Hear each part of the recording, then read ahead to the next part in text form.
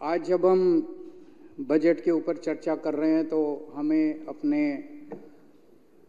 छोटे भाई मनीष सिसोदिया जी की याद आ रही है। आज ये 10वां बजट है हमारी सरकार का। इसके पहले के 9 बजट मनीष सिसोदिया जी ने इस असेंबली में पेश किए थे और मैं उम्मीद करता हूं कि अगले साल का बजट भी मनीष सिसोदिया जी ही इस असेंबली में पेश करेंगे।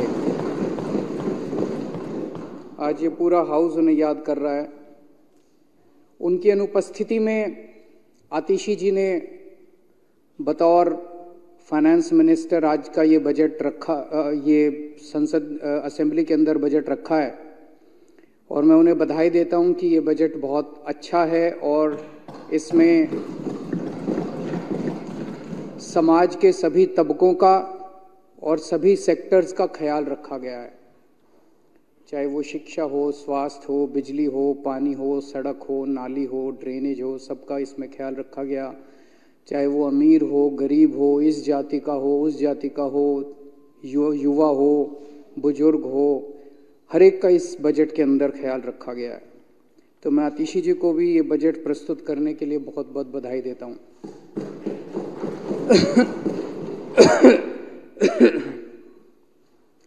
अध्यक्ष महोदय, 2014-15 में इस देश में 2 घटनाएं घटी। मई 2014 में देश के लोगों ने केंद्र में मोदी जी को भारी बहुमत देके, बीजेपी को भारी बहुमत देके 282 सीट आई थी शायद पहली बार इनके 2014 में 282 सीट देके, भारी बहुमत देके केंद्र के अंदर उनकी सरकार बनाई। और उसी वर्ष के अंत में फरवरी 2015 में एक आधे राज्य दिल्ली के अंदर दिल्ली की जनता ने 70 में से 67 सीट देके भारी बहुमत से दिल्ली में आम आदमी पार्टी की एक नई पार्टी की सरकार बनी। तो एक केंद्र के अंदर सरकार बनी और एक दिल्ली के अंदर सरकार बनी, दोनों भारी बहुमत से सरकार बनी। और जब जनता भारी बहुमत से सरकार बनाती है तो जाहिर तौर पे जनता को बहुत उम्मीदें होती हैं उन सरकारों से। इन दोनों सरकारों ने पिछले 10 साल के अंदर 2 किस्म के देश के सामने गवर्नेंस के मॉडल रखे हैं और ये दोनों गवर्नेंस के मॉडल ऐसे हैं जो आपको चुनाव जिताने की गारंटी लेते हैं। उनका भी चुनाव जिताता है, इनका भी चुनाव जिताता है। एक गवर्नेंस का मॉडल है विकास का मॉडल और एक गवर्नेंस का मॉडल है विनाश का मॉडल। हमने आम आदमी पार्टी ने 2015 फरवरी में जो भारी बहुमत मिला, हमारे पास तो कोई पावर ही नहीं थी दिल्ली के अंदर, ना पुलिस हमारे पास, ना एलजी हमारे पास, ना कोई पावर ही नहीं थी हमारे पास। लेकिन हमने धीरे धीरे करके, लड़ लड़ के, हाथ जोड़ के, पैर पकड़ के स्कूल ठीक कर दिए, अस्पताल ठीक कर दिए, लोगों के बच्चों को भविष्य दिया, गरीब के बच्चों को डॉक्टर इंजीनियर बनने का सपना दिया, उनके सपनों को पूरा किया। किसी के घर में कोई बीमार हो जाए उसका अच्छे से अच्छे इलाज का इंतजाम किया। बिजली 24 घंटे की, बिजली मुफ्त कर दी, पानी मुफ्त कर दिया, तीर्थ यात्रा करवा रहे हैं बुजुर्गों को। इतने सारे काम किए, जनता बड़ी खुश हो गई, जनता का दिल जीतने का काम किया। ये एक मॉडल था जो आम आदमी पार्टी ने विकास का मॉडल किया। और उसके बाद हम लगातार एमसीडी के चुनाव हुए, उसके बाद हम 2020 में चुनाव हुए, लगातार सारे चुनाव भारी बहुमत से जीतते जा रहे हैं। और ये अभी जो बजट रखा गया, अब तो जनता कह रही है कि ये 7 सीट भी हमारी आएंगी इस बार।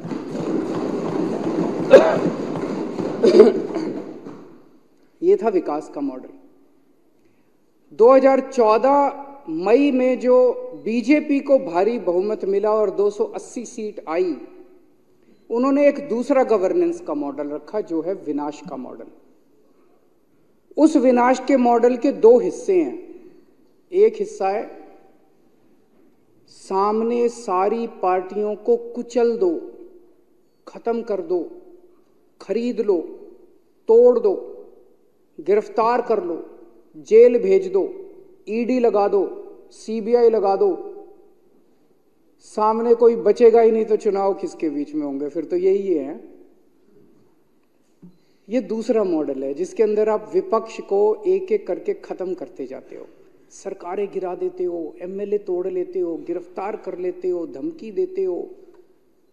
और इनके विनाश मॉडल का दूसरा हिस्सा है कि पूरे देश में कहीं कोई विपक्ष की सरकार अच्छा काम कर रही हो, उनके कामों को रोको, खुद अच्छा काम नहीं करो, उनको अच्छा काम करने से रोको।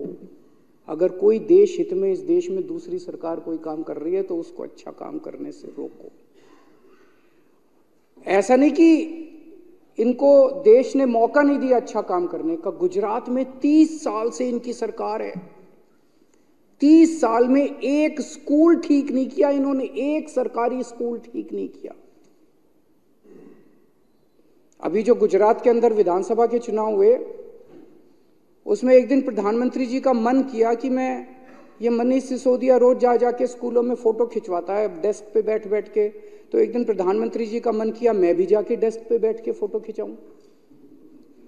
तो उन्होंने तय किया कि मैं गुजरात के किसी सरकारी स्कूल में जाके डेस्क पे बैठ के बच्चों के बीच में फोटो खिंचवाऊंगा। पूरे गुजरात में ढूंढा इन्होंने, 30 साल में एक स्कूल ऐसा नहीं मिला पूरे गुजरात में जहां प्रधानमंत्री जी जाके इज्जत के साथ फोटो खिंचवा सकते। तो उन्होंने टेंट में एक टेंट लगाया गया और उस टेंट के अंदर 5 बच्चे बिठाए गए, 4 डेस्क बिठाए गए, एक फर्जी टीचर सामने, और वहां प्रधानमंत्री जी को फोटो खिंचाया। अगले दिन जब हमारे कार्यकर्ता वहां पहुंचे, वो टेंट भी नहीं था और क्लासरूम भी नहीं था और स्कूल भी नहीं था, टीचर भी नहीं था, बच्चे भी नहीं थे। तो ऐसा नहीं कि देश ने इतना भारी बहुमत दिया, ये चाहते तो देश का दिल जीत सकते थे। अगर ये कुछ काम कर लेते तो आज इनको ईडी की जरूरत नहीं पड़ती, सीबीआई की जरूरत नहीं पड़ती, पुलिस की जरूरत नहीं पड़ती, इनकम टैक्स की जरूरत नहीं पड़ती। जनता वैसे ही कहती है यार इनको, जैसे दिल्ली में कहती है। दिल्ली में तो हमारे पास पावर ही नहीं है, हमने कौन सी ईडी फीडी छोड़ रखी है इनके पीछे। खूब फल फूल रहे हैं ये लोग भी, सारा विपक्ष फल फूल रहा है, लेकिन दिल्ली की जनता के दिल में तो हम लोग हैं ना। इन्होंने ईडी का और पैसे, आज इनके पास पैसे की कोई कमी नहीं है, पता नहीं कितना पैसा कमा रखा है। अब जब सुप्रीम कोर्ट ने कहा इलेक्टोरल बॉन्ड किस किस ने, तो बता ही नहीं रहे कितने बॉन्ड किसको किस पार्टी ने दिए। और ये तो 1 नंबर का पैसा जो इलेक्टोरल बॉन्ड से 2 नंबर का पता नहीं कितना पैसा का। एक एमएलए 25 करोड़ 50 करोड़ 100 करोड़ में एमएलए खरीद रहे हैं पूरे देश के अंदर जाके। इन्होंने उत्तराखंड की सरकार गिरा दी। उत्तराखंड में लोगों ने कांग्रेस की सरकार बनाई, हरीश रावत की सरकार बनाई, एमएलए खरीद के, एमएलए तोड़ के इन्होंने उत्तराखंड की सरकार गिरा दी। इन्होंने कर्नाटक की सरकार गिरा दी, इन्होंने मध्य प्रदेश की सरकार गिरा दी, इन्होंने गोवा की सरकार गिरा दी, इन्होंने अरुणाचल प्रदेश की सरकार गिरा दी, अब हिमाचल प्रदेश की सरकार गिराने जा रहे हैं थोड़े दिन के अंदर। और फिर कहते हैं हम जीतते हैं। ये जीतते थोड़ी हैं, सरकार गिराते हैं, ये जीतना थोड़ी है। ऐसे बनाओगे सरकारें तुम। इन्होंने एक एक करके पार्टियां तोड़ दी।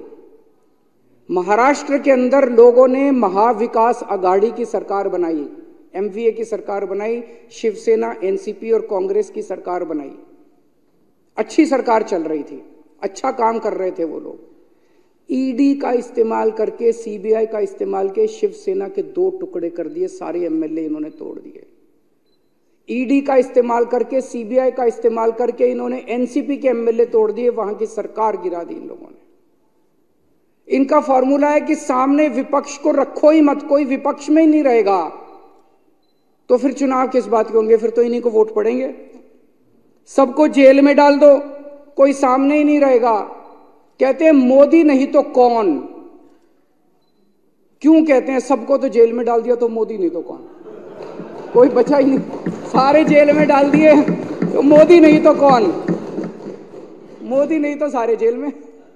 तो ये इनका बड़ा सही फॉर्मूला है। अब ये एक और उस पे आए हैं, ये कह रहे हैं हम तो 370 जीत रहे हैं, 370 जीत रहे हैं। ये नया अब है, अगले 5 साल में ये चलेगा। ये कहने की कोशिश कर रहे हैं।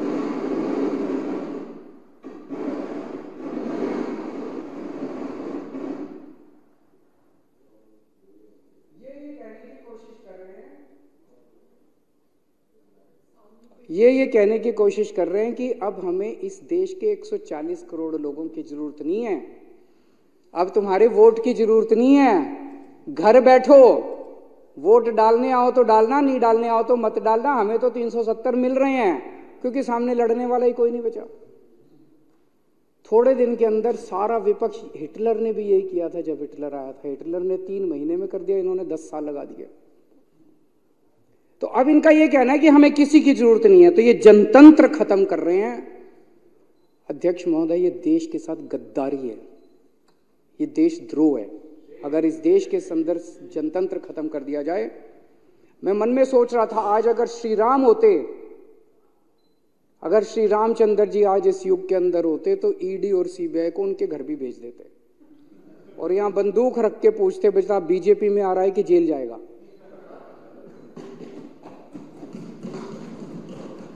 और अब ये आम आदमी पार्टी को तोड़ने में लगे हुए हैं, आम आदमी पार्टी को क्रश करना चाहते हैं, क्योंकि आम आदमी पार्टी भविष्य में इनको चैलेंज कर सकती है, देश के अंदर चैलेंज कर सकती है, अलग अलग राज्यों के अंदर चैलेंज कर सकती है। सबसे तेजी से बढ़ने वाली पार्टी है और इनके काबू नहीं आ रहे आम आदमी पार्टी वाले।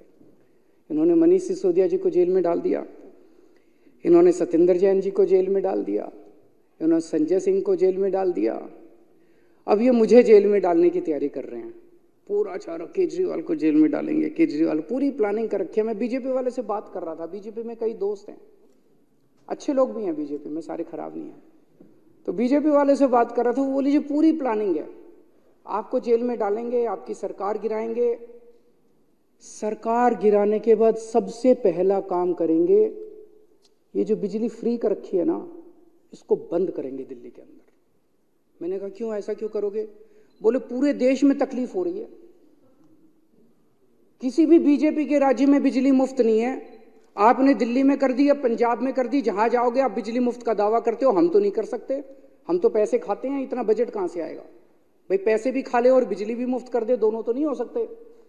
तो बिजली मुफ्त को सबसे पहले बिजली मुफ्त खत्म करेंगे, फिर ये तुम्हारे स्कूल खराब करेंगे। ये जो तुमने स्कूल बने, बोलो हमसे तो होते नहीं है, दूसरे बीजेपी ना गुजरात में कर सके, ना मध्य प्रदेश में कर सके, ना राजस्थान में, हमसे तो होते नहीं है। फिर स्कूल खराब करेंगे, फिर मोहल्ला क्लिनिक बंद करेंगे और फिर अस्पताल बंद करेंगे। पूरी प्लानिंग कर रखी है बीजेपी वालों ने। केजरीवाल को गिरफ्तार करेंगे और उसके बाद दिल्ली को बर्बाद करेंगे। मेरे को इतने नोटिस भेज दिए, इतने नोटिस भेज, सारी एजेंसी, जैसे देश का सबसे बड़ा आतंकवादी केजरीवाल है। मैं मन में सोचता हूं यार 2-4 आतंकवादियों को भी नोटिस भेज लो, सारे नोटिस 8 सम्मन आ गए मेरे पास, ईडी के 8 सम्मन। अब बता रहे 9वां भी आने वाला रास्ते में है। तो मैं इनको कहना चाहता हूं, तुम जितने सम्मन भेजोगे मैं उतने स्कूल बनवाऊंगा।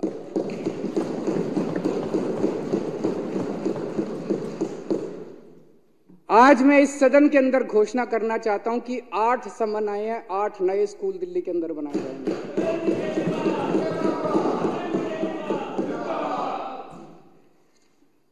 और अध्यक्ष महोदय, एक बीजेपी वाले ने बड़ा सही बोला है, केजरीवाल से नफरत करनी है तो संभल के करना है दोस्त, केजरीवाल से नफरत करनी है तो संभल के करना है दोस्त। अगर उसके स्कूल और अस्पताल देख लिए तो मोहब्बत हो जाएगी केजरीवाल से।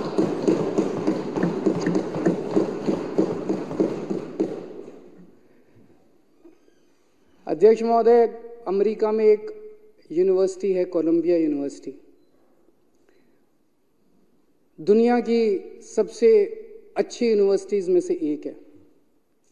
कोलंबिया यूनिवर्सिटी में अगर आप जाएं तो कोलंबिया यूनिवर्सिटी के एंट्रेंस के ऊपर आपको एक बहुत बड़ा बुत एक महापुरुष का मिलता है। पूरी दुनिया के अंदर कोलंबिया यूनिवर्सिटी को एक ही महापुरुष मिला, कौन है? बाबा साहब अम्बेडकर का बुत। बाबा साहब अम्बेडकर 1915 में, 13 या 15 के आसपास, कोलंबिया यूनिवर्सिटी 1913 में कोलंबिया यूनिवर्सिटी पढ़ने के लिए गए थे। तो कोलंबिया यूनिवर्सिटी का कहना था कि अभी तक जितने 100-125 साल की पुरानी यूनिवर्सिटी है, जितने लोग पढ़ने के लिए आए, उसमें सबसे बेस्ट स्टूडेंट हमारा बाबा साहब अम्बेडकर थे।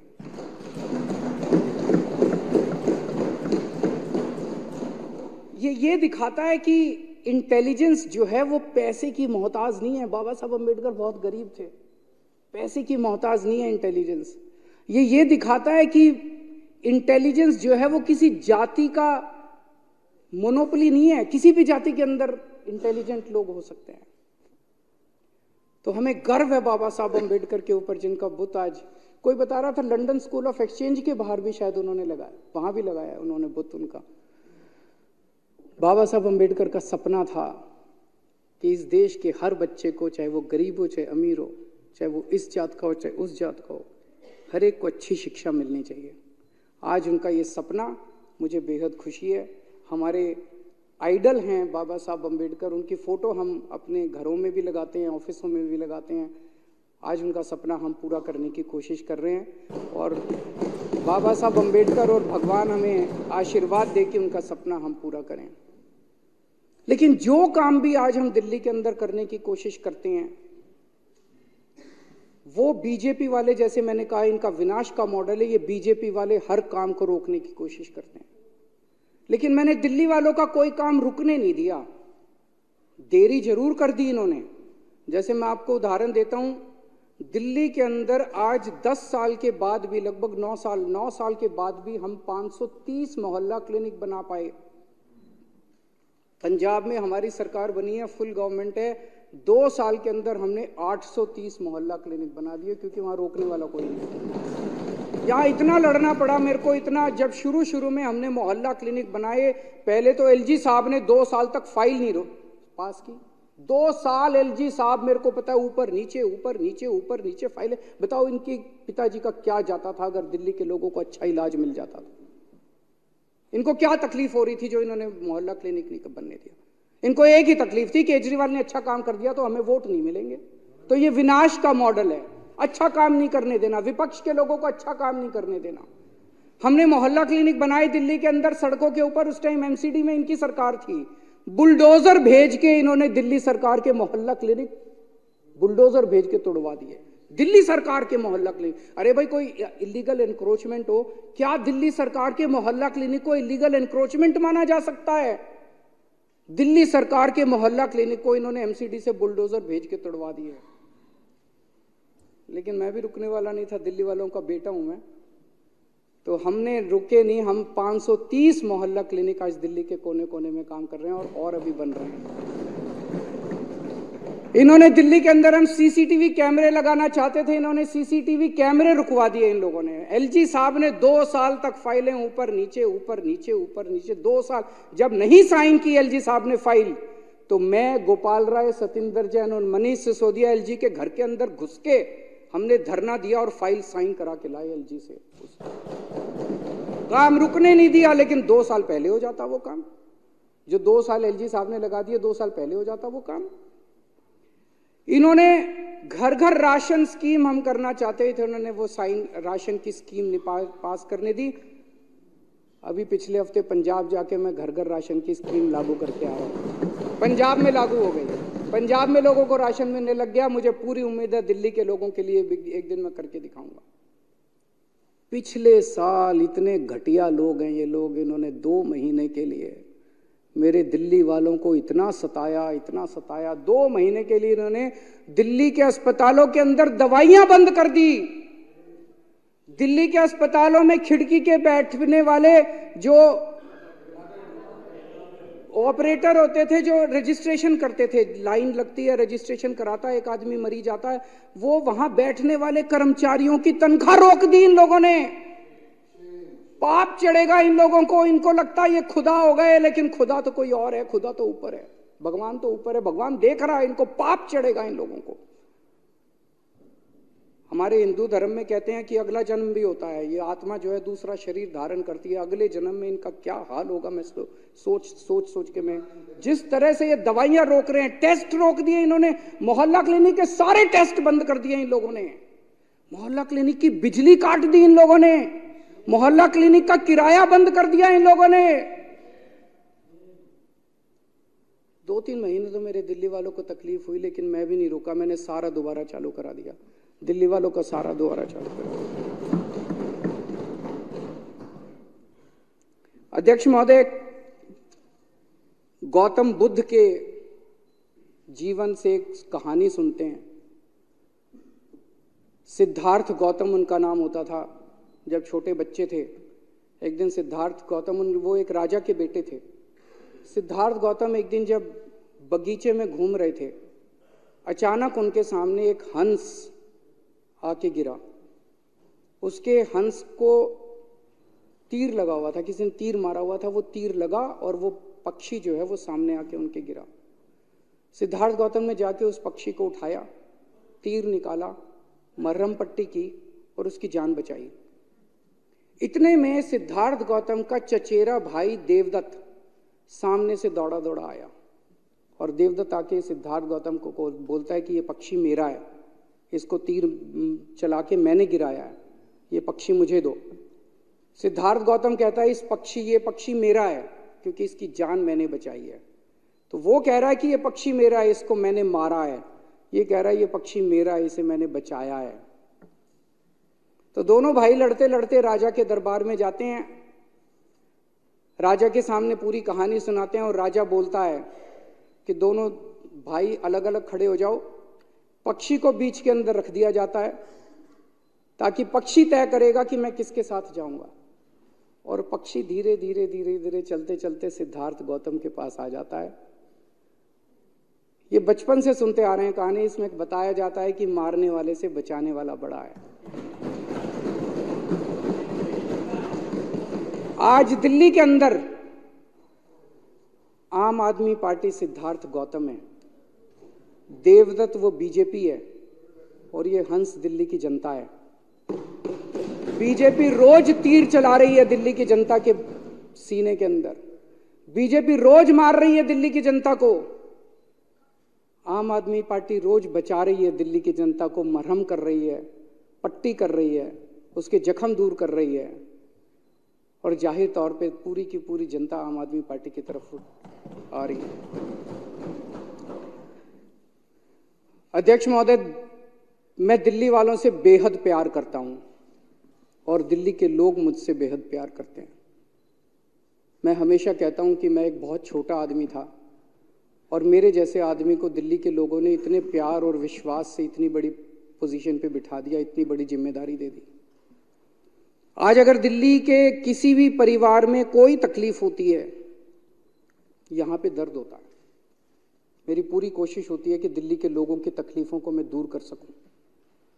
मुझे नहीं पता ये रिश्ता क्या कहलाता है, मेरे और दिल्ली के लोगों के बीच का ये रिश्ता क्या कहलाता है। कुछ लोग कहते हैं पुराने जन्मों का कुछ है, मेरे और दिल्ली के बीच के रिश्ता जो है ये कुछ ना कुछ तो पुराने जन्मों का कुछ है, जो आज इस जन्म के अंदर मेरे को अचानक इतना बड़ा पद दिल्ली के लोगों ने इतना विश्वास और इतना प्यार दे दिया। मैं दिल्ली के लोगों को कहना चाहता हूं कि हमें दिल्ली के दुश्मनों को पहचानना पड़ेगा कि दिल्ली के दुश्मन कौन है।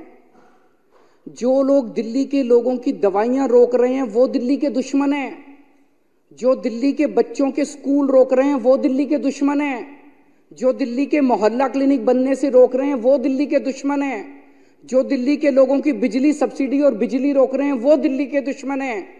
आज दिल्ली के 2.5 करोड़ लोगों को मिलकर इन दुश्मनों को सजा देनी पड़ेगी, इन दुश्मनों को दिल्ली से निकालना पड़ेगा और परमानेंटली निकालना पड़ेगा। बहुत हो गया इन लोगों का।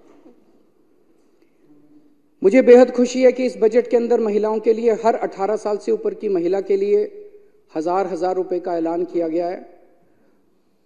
मैं कई सारे वीडियो देख रहा था सोशल मीडिया के ऊपर, कुछ लोगों की क्वेश्चंस हैं जिसको मैं दूर करना चाहता हूं। एक तो हर परिवार में जितनी भी महिलाएं हैं जो इसमें पात्र हैं, इसमें ऐसा नहीं है कि एक परिवार से एक महिला को मिलेगा। अगर किसी परिवार में माँ है, बहू है, बेटी है और तीनों एलिजिबल हैं तो तीनों को 1000 रुपए अलग अलग दिए जाएंगे। तो एक तरह से उन तीनों को मिला के साल में 36,000 रुपए इस योजना के तहत उनको दिए जाएंगे। और बीजेपी वाले इसका खूब विरोध कर रहे हैं। महिलाओं को पैसे देने की क्या जरूरत है, महिलाएं बिगड़ जाएंगी, महिलाएं जिम्मेदार नहीं होती हैं, महिलाएं ये महिलाएं वो, इतना ज्यादा महिलाओं के विरुद्ध आम आदमी बीजेपी वाले बोल रहे हैं। मुझे नहीं लगता, मुझे नहीं पता इनको महिलाओं से इतनी क्यों तकलीफ है। बैठे दे देंगे, बैठो बैठो। तो मैं आपसे पूछ रहा हूं, क्या आप समर्थन करते हैं? क्या आप समर्थन करते हैं? मैं आपसे पूछ रहा हूं, क्या आप समर्थन, आपसे पूछना चाहता हूं, क्या आप समर्थन करते हैं इस योजना का? लगाने का पूरा अधिकार है। क्या आप समर्थन करते हैं इस योजना का? एक स्टेटमेंट बता दीजिए, हमने आपकी इस योजना का विरोध किया। एक सिंगल धोनी है भाई, है ना? मैं उन्हें ये कहना चाहता हूं कि हम इस देश के हर परिवार के बारे में सोचते हैं, लोगों की बिजली मुफ्त करते हैं, लोगों के घर में कोई बीमार हो जाए तो उसका इलाज कराते हैं, आपने अपनी बात कह दी। महिलाओं को हजार रुपए देते हैं। हम अपने अरबपति दोस्तों को पैसे नहीं दे रहे जैसे ये लोग अपने अरबपति दोस्तों के लिए काम करते हैं। बोल रहे हैं, इसलिए इनको इतनी तकलीफ हो रही है। मैं बीच में इनको तकलीफ इसलिए हो रही है कि अगर केजरीवाल ने महिलाओं को इतने पैसे दे दिए तो इनके अरबपति दोस्तों को पैसे लूटने के लिए नहीं बचेंगे इन लोगों के लिए। वो डिस्टर्ब कर रहे प्लीज। अध्यक्ष महोदय, एक और बड़ी घटना घटी है कि पहले ये सारी पार्टियां मिलकर कहती थी मैनिफेस्टो लेके आएंगे, संकल्प पत्र लेके आएंगे चुनाव के पहले। ये हम लोगों ने कहना चालू किया केजरीवाल की गारंटी। हमने कहना चालू किया केजरीवाल, आजकल ये भी गारंटियां दे रहे हैं।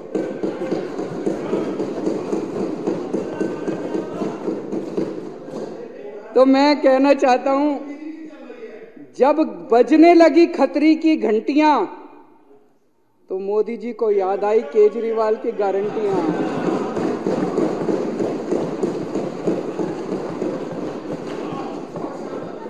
जब बजने लगी खतरे की घंटियां तो मोदी जी को याद आई केजरीवाल की गारंटियां। तो अध्यक्ष महोदय, देश के सामने दो मॉडल हैं, एक विकास का मॉडल है, एक विनाश का मॉडल है। दोनों मॉडल चुनाव जिताते हैं। देश की जनता को तय करना है कि उनको देश का विकास चाहिए कि देश का विनाश चाहिए। लेकिन लोगों को अपनी आंखें खोलनी पड़ेंगी, लोगों को देखना पड़ेगा कि चल क्या रहा है इस देश के अंदर। मैं फिर से आतिशी जी को बहुत बहुत बधाई देता हूं, इस पूरे सदन को बधाई देता हूं, इतना शानदार बजट दिल्ली की जनता के लिए प्रस्तुत किया गया। बहुत बहुत शुक्रिया।